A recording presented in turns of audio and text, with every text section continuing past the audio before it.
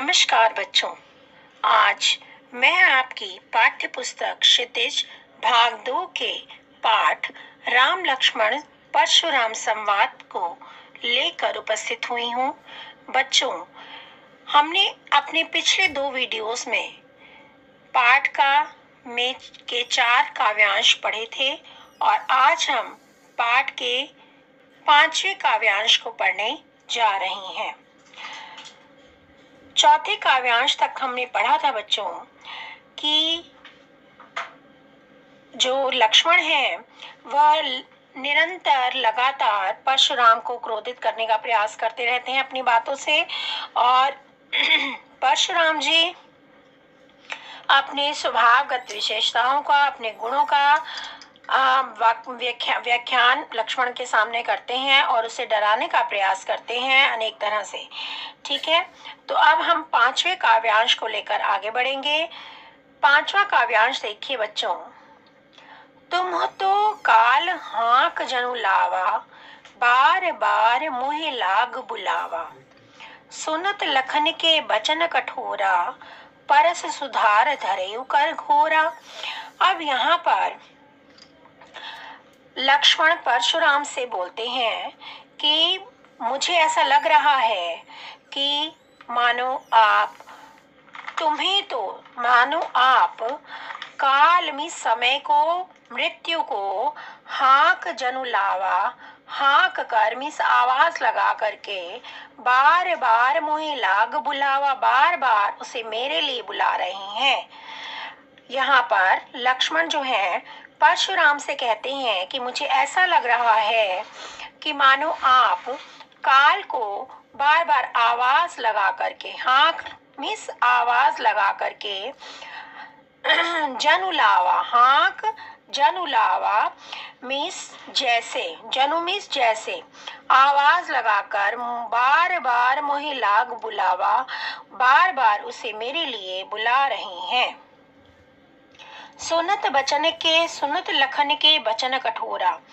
लक्ष्मण जी के कठोर वचनों को सुनकर के, सुनत लखन मिस लक्ष्मण जी के कठोरा मिस कठोर वचनों को सुनकर के क्या होता है? परस सुधार धरेउ कर घोरा।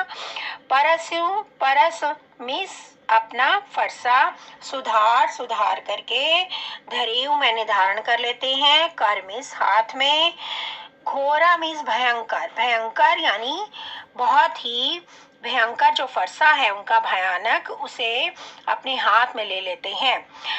लक्ष्मण जी के कठोर वचनों को सुनकर के परशुराम जी का क्रोध और बढ़ जाता है और वो क्या करते हैं? भयानक फरसे को घुमा करके अपने कर मिस हाथ में ले लेते हैं, धरेउ मिस ले लेते हैं।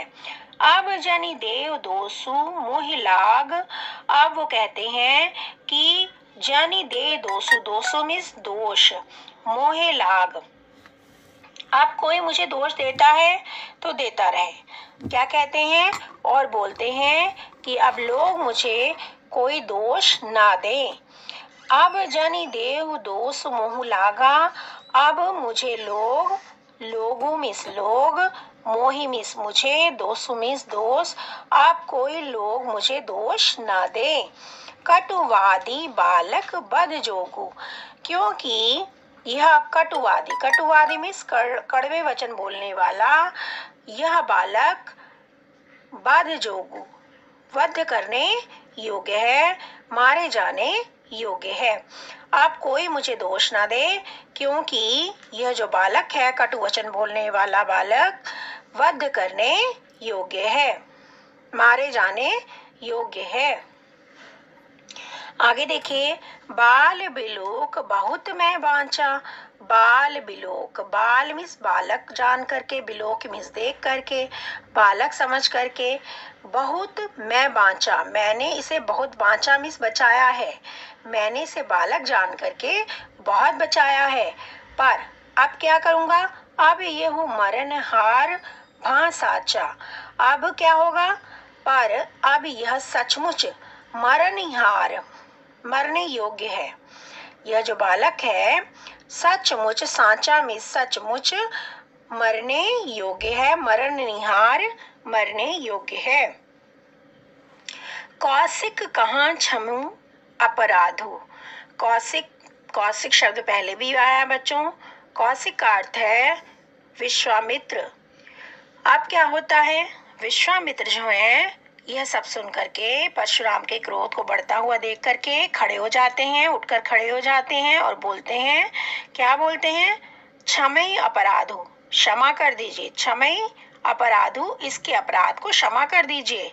क्यों क्षमा कर दीजिए, क्योंकि बाल दोष गुण गणहि न साधु, क्योंकि जो साधु लोग होते हैं वो क्या करते हैं, बालक के दोष और गुण, गुण मीन्स गुणों को, दोष और गुण को गणहि गिनते नहीं हैं, क्योंकि बालकों के दोष और गुण जो हैं साधु लोग नहीं गिना करते, इसलिए आप इसे क्षमा कर दीजिए। खर कुठार में अकरुण को ही आगे कहते हैं कि खर मीन्स बहुत ही कठोर, बहुत ही दुष्ट, कुठार, कुठार मीन्स फरसा, मेरा जो फरसा है बहुत दुष्ट है, बहुत ही ज्यादा कठोर है, और अकरुण को ही, और मैं भी क्या हूँ, मैं स्वयं भी अकरुण, करुण मीन्स दया और अकरुण मीन्स दया से रहित, ठीक है, और को ही मीन्स क्रोधी हूँ। एक तो मेरा ये फरसा दुष्ट फरसा है और मैं भी स्वयं भी दया से रहित और क्रोधी हूँ। आगे अपराधी गुरुद्रोही, और मेरे आगे कौन खड़ा है, मेरे आगे कौन खड़ा है, उस पर ये गुरुद्रोही, गुरु का द्रोही, गुरु का शत्रु मेरे सामने है, ठीक है। उत्तर देत छोड़ो बिन मारे, और उत्तर देते चला जा रहा है, देते चला जा रहा है। क्या होता है ना कि जब बड़े बोल रहे होते तो हम क्या कहते हैं कि अगर आपको जवाब देना है तो आप चुप हो जाएं, मत बोलें। तो वो क्या कर रहे हैं लक्ष्मण, परशुराम से लगातार उनके जवाब पर जवाब देते चले जा रहे हैं, उनको उत्तर देते चले जा रहे हैं। तो परशुराम कहते हैं उत्तर देते छोड़ो बिन मारे, मैं ये लगातार उत्तर देते चले जा रहे हैं, दिए जा रहे हैं उस पर, ये गुरुद्रोही मेरे सामने लगातार निरंतर उत्तर दिए चले जा रहे हैं। छोड़ो बिन मारे, इन्हें बिना मारे हुए कैसे छोड़ दूं, और अगर मैं इन्हें बिना मारे छोड़ रहा था तो केवल कौशिक सील तुम्हारे, तो हे कौशिक, हे विश्वामित्र, केवल आपके शील के कारण, केवल आपकी विनम्रता के कारण मैं इसे छोड़ रहा था। आगे देखिए, नाते ये ही काट कुठार कठोरे, नहीं तो क्या होता, अंगुरे उरिन होते श्रम थोरे। अब वो कहते हैं कि नहीं तो मैं इसे इस कुठार कठोरे, कठोरे कुठार, कठोर कुठार में फरसे से यहीं के यहीं अभी काट देता, यहीं के भी यहीं उसे मार देता, तो क्या होता, गुरे उरिन, गुरु के ऋण से उरिन हो जाता, ठीक है। अगर मैं इसे मार देता यहाँ पर तो गुरु के ऋण से उरिन हो जाता। गुरु कौन है, शिव, भगवान शिव, परशुराम के गुरु भगवान शिव, क्योंकि उनके धनुष को तोड़ा था। तो वो कहते हैं कि श्रम थोड़े, थोड़े से श्रम से ही मैं, नहीं तो मैं तो इसे आपके शील के कारण मैं इसे बिना मारे छोड़ रहा था, नहीं तो मैं इसे इस कठोर फरसे से काट कर थोड़े ही परिश्रम से, श्रम थोड़े मीन्स थोड़े ही परिश्रम से गुरु के ऋण से मुक्त हो जाता। आगे देखिए, दोहा देखिए, गादी सून के हृदय हसी, मुनिहे हरि हरे सूझ। अब गाधी सून का अर्थ होता है विश्वामित्र। गाधी सून मीन्स गाधी के पुत्र यानी विश्वामित्र के हृदय हसी, अपने हृदय में हंस कर कहते हैं, हंस कर सोचते हैं, क्या सोचते हैं, मुनि हरि हरे सूझ, कि मुनि परशुराम को सब कुछ हरा हरा ही सूझ रहा है, सब कुछ आसान दिख रहा है कि ये छोटे से लड़के हैं और इस तरह से मुझसे बात कर रहे हैं, लेकिन परशुराम इनके बारे में नहीं जानते।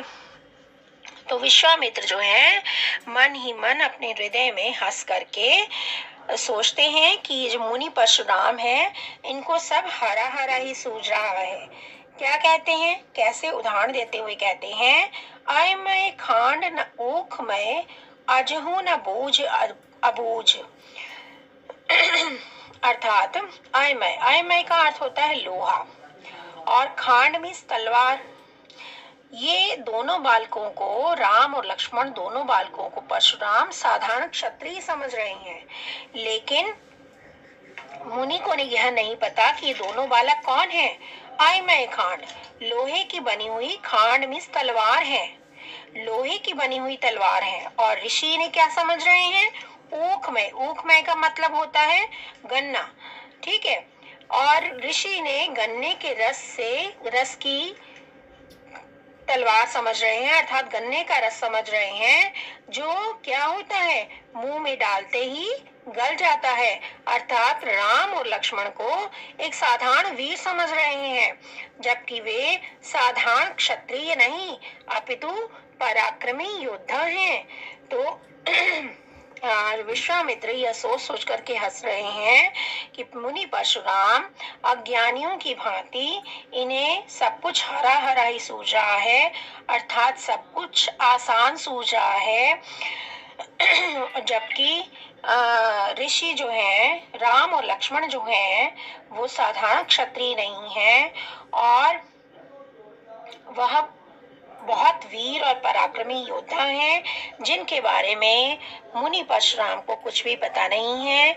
और वह तो क्या है, लोहे की बनी हुई तलवार है, जिसे ऋषि गन्ने का रस समझ रहे हैं, जो मुंह में डालते ही घुल जाता है। ठीक है, तो ये बच्चों हो गया दोहा इसका। और इसके भाव सौंदर्य पर आएंगे तो उसमें लिखेंगे भाषा आपकी वही है, अवधी भाषा है। और इसके साथ छंद में आप लिखेंगे दोहा और चौपाई छंद है। पूरे काव्यांश, सभी काव्यांशों में दोहा और चौपाई छंद है, और साथ साथ उसके अलंकार देखिए बच्चों, आय मैं खा इधर गादी सून के हृदय हस में अनुप्रास अलंकार है। और ऊपर आ जाइए, कौशिक कहा क्षमी अपराधु, कौशिक कहा में क वर्ण की आवृत्ति के कारण अनुप्रास अलंकार है।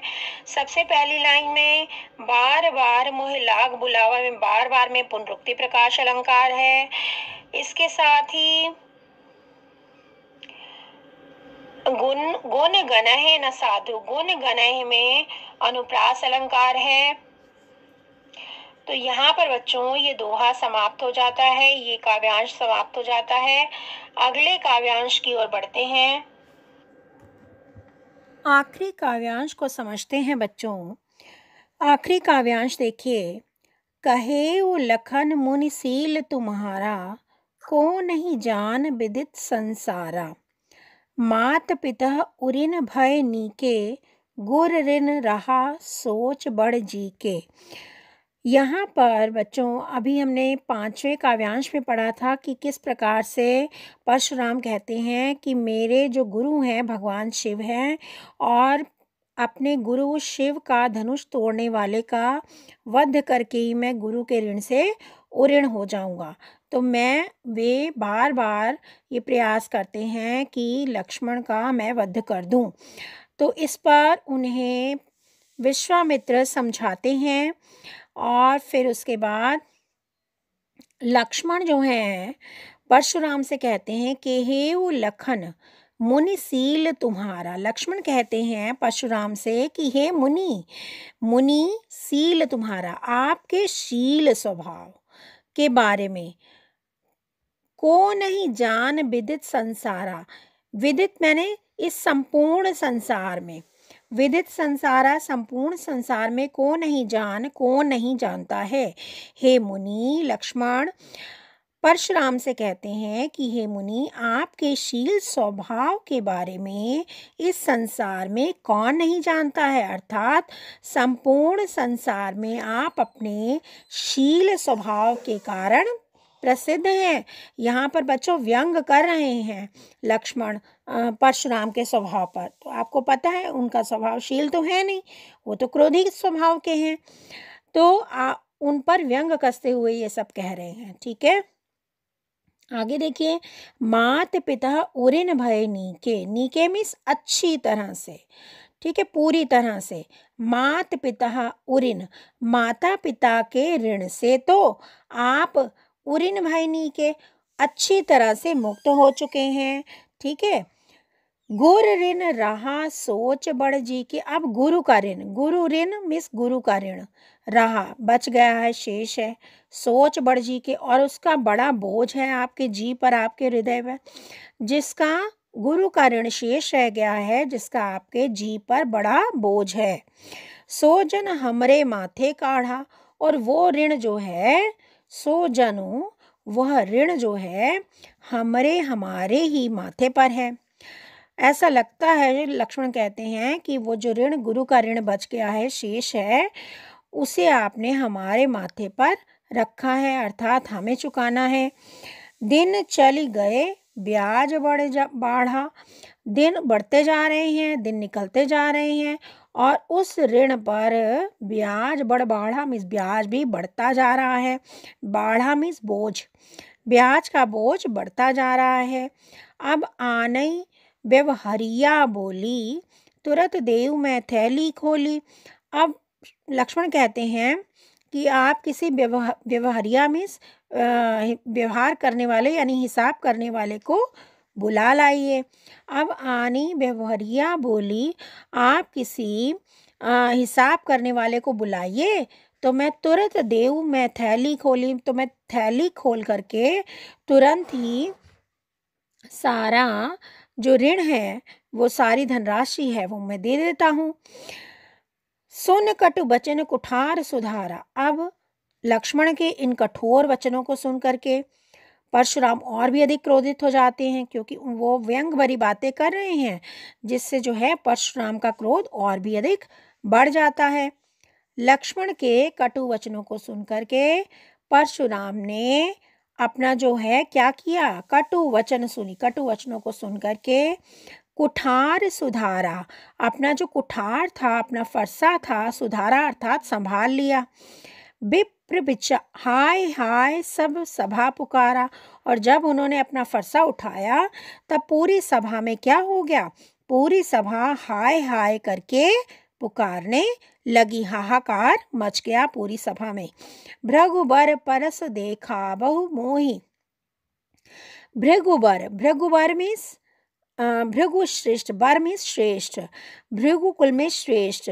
तो लक्ष्मण बोलते हैं कि हे भृगुबर, हे भृगु श्रेष्ठ, परस दिखावो मोई, मुझे आप बार बार फरसा दिखा रहे हैं।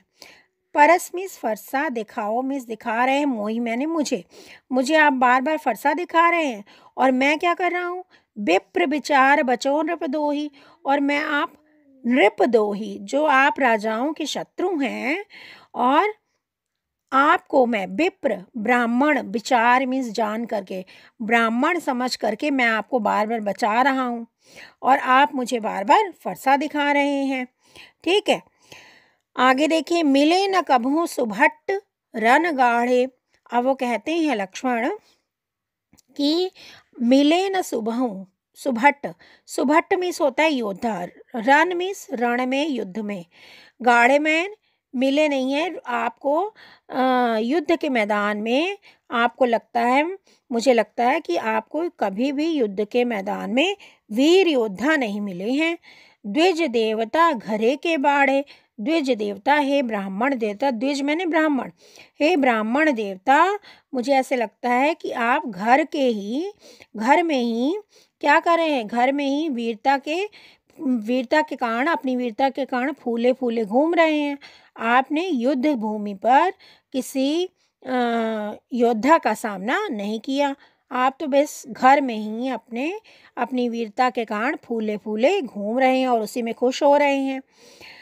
अनुचित कह सब लोग पुकारे, और यह अनुचित है, यह अनुचित है, यह कह करके सभी लोग पुकारने लगते हैं। सभी लोग कहने लगते हैं सभा में बैठे हुए कि यह अनुचित है, यह अनुचित है। तो दूसरी तरफ क्या होता है? रघुपति स्यानह लखन निवारे। रघुपति में श्री राम, स्यानह में इशारा करके, ठीक है, संकेत के माध्यम से, आंखों के इशारे से लखन मिस लक्ष्मण को, निवारे मैंने रोक देते हैं। लक्ष्मण को आंखों के इशारे से रोक देते हैं। क्योंकि परशुराम का क्रोध अत्यधिक बढ़ गया है। दोहा देखिए बच्चों। लखन उतर आहुति सरिस भृगुबर कोप कृसान, बढ़त देख जल सम बचन बोले रघुकुल भान। तो लखन उतर, लक्ष्मण के उत्तर। अब जो लक्ष्मण जिस प्रकार उत्तर दे रहा है परशुराम के को, तो वो क्या है, वो उनके उत्तर कैसे प्रतीत हो रहे हैं? अब कवि ने यहाँ पर तुलना करी है भृगुबर कोप कृसान। भृगु मीन्स परशुराम, ठीक है, भृगुबर यानी भृगुकुल में श्रेष्ठ, यानी भृगु श्रेष्ठ यानी परशुराम, जका कोप मीन्स क्रोध, जो है क्रोध, कृसान मीन्स अग्नि। तो परशुराम के जो क्रोध रूपी अग्नि है, उसमें जो लक्ष्मण के उत्तर हैं वो किसका काम कर रहे हैं? आहुति सरिस, आहुति का काम कर रहे हैं, आहुति के समान है। यानी परशुराम के क्रोध रूपी अग्नि में लक्ष्मण के उत्तर आहुति के समान है। दूसरी तरफ बढ़त देख, इस प्रकार से परशुराम के क्रोध को बढ़ता हुआ देख करके राम, रघुकुल भान, रघुकुल के भान, रघुकुल के सूर्य जो है वो क्या करते हैं? अपने जल के समान शीतल वचनों से, जल के समान शीतल वचनों से, जल के समान शांत करने वाले वचनों का प्रयोग करते हुए परशुराम जी से लक्ष्मण को क्षमा करने की विनती करने लगते हैं। ठीक है, तो बच्चों यहाँ पर आपका ये दोहा समाप्त हो जाता है और इसमें आपको अनुप्रास अलंकार बहुत जगह देखने को मिलेगा। विप्र विचार है, फिर आपका इधर उपमा अलंकार भी है बच्चों, क्योंकि यहाँ पर लखन उतार दोहा में देखिए, लखन उतर आहुति सरिस, तो सरिस शब्द आया है आहुति के समान, तो यहाँ पर उपमा अलंकार है, इसको रेखांकित कर लीजिए। और दूसरा भृगुबर कोप कृसान, इसमें रूपक अलंकार है। परशुराम की क्रोध रूपी अग्नि, तो यहाँ पर रूपक अलंकार है। इसके अतिरिक्त उसी दोहे में नीचे आ जाइए, बढ़त देख जल सम बचन, जल सम बचन में भी उपमा अलंकार है बच्चों। और भाषा आपको पता है अवधी भाषा है। और छंद में बच्चों दोहा और चौपाई छंद है। और यहाँ पर भाव सौंदर्य में आप लिखेंगे कि इस प्रकार से लक्ष्मण के द्वारा परशुराम के क्रोध की अग्नि को बढ़ाए जाने पर और परशुराम जी के द्वारा अत्यधिक क्रोध प्रकट करने पर जब सभी पूरी सभा में हाहाकार मच जाता है, तब जो राम है अपने जल के समान शीतल वचनों से परशुराम के क्रोध को शांत करने का प्रयास करते हैं और लक्ष्मण को क्षमा करने की विनती करते हैं। तो ये आप भाव सौंदर्य में लिख सकते हैं। तो इस तरह से बच्चों ये पूरा पाठ जो है समाप्त हो जाता है। उम्मीद है पाठ कविता आपको अच्छी तरह से समझ में आ गई होगी। अपने अगले वीडियो के साथ हम आपसे फिर मिलेंगे। तब तक के लिए धन्यवाद।